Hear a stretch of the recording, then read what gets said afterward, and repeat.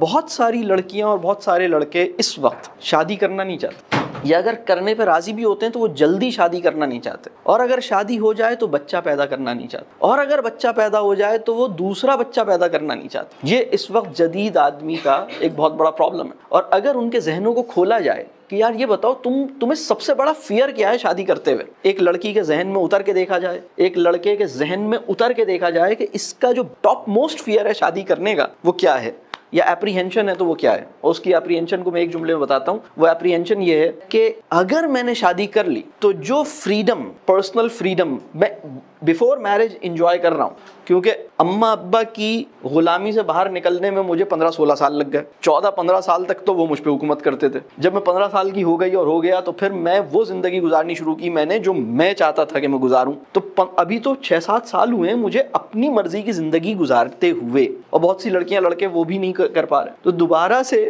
یہ خوف لڑکی کو بھی ہے لڑکے کو بھی ہے، یعنی لڑکی کے ذہن میں سب سے بڑا خوف یہ ہے کہ جو میں چاہتی ہوں اپنی زندگی میں کرنا، کیا میں بعد میں بھی وہ کر سکوں گی۔ بہت ساری لڑکیوں نے اپنے جو پروپوزل ان کے آتا ہے وہ یہ شرط رکھ دیتی ہیں، کنڈیشن رکھتی ہیں کہ مجھے بتائیے، وہ پھر کنوے ہوتی ہے کہ وہ ہماری بیٹی یہ کہہ رہی ہے کہ شادی کے بعد انہیں اس کی انکنڈیشنل پرمیشن ہوگی یا نہیں ہوگی۔ آپ سنتے ہیں یہ بات؟ وہ یہ کہہ رہی ہیں کہ بھائی انہوں نے تو ایک ہاسپٹل کھولنا ہے۔